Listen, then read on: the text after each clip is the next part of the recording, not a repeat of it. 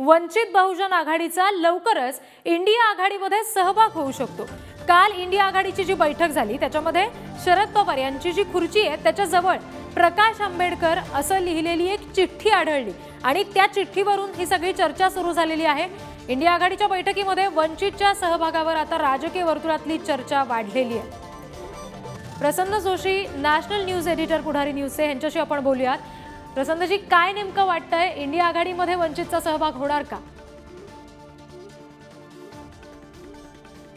रिद्धी, या दिशेने पावलं पडतायत असं म्हणायला अगदीच वाव आहे। त्याचं कारण काल जी इंडिया आघाडीची बैठक, अतिशय महत्त्वाची बैठक झाली होती, त्यामध्ये शरद पवार, सोनिया गांधी, मल्लिकार्जुन खरगे ही मंडळी ज्या भागात बसली होती तिथेच आपल्याला शरद पवारांच्या जिकडे बसले होते त्या ठिकाणी ही चिठ्ठी आपल्याला सापडली किंवा चिठ्ठीचे तुकडे सापडले ज्याच्यात प्रकाश आंबेडकर असं लिहिलेले मराठी आणि इंग्लिशमध्ये।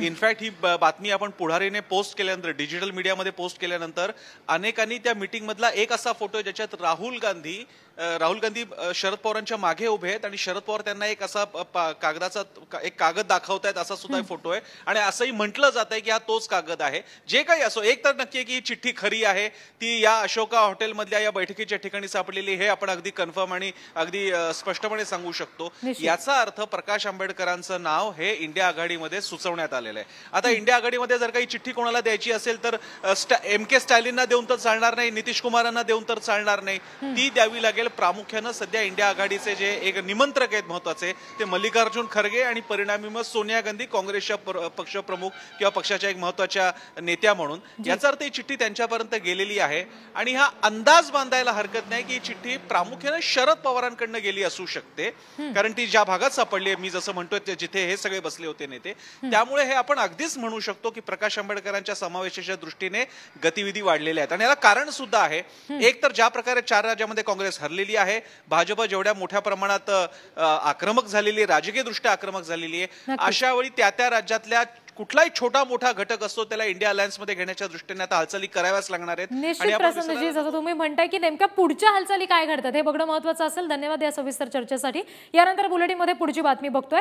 आज काँग्रेसच्या संसदीय समितीची बैठक आहे आणि बैठकीला काँग्रेसचे सगळे महत्त्वाचे नेते उपस्थित राहतील अशी माहिती कळतेय।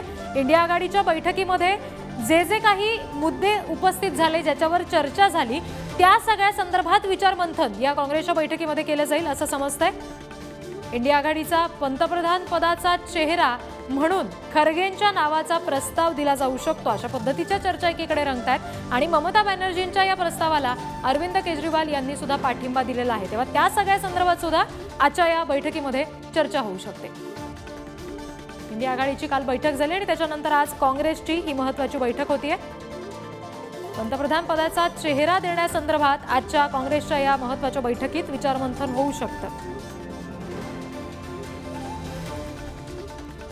सगळे काँग्रेसचे जे ज्येष्ठ नेते आहेत, महत्त्वाचे नेते आहेत, ते या बैठकीसाठी उपस्थित असतील।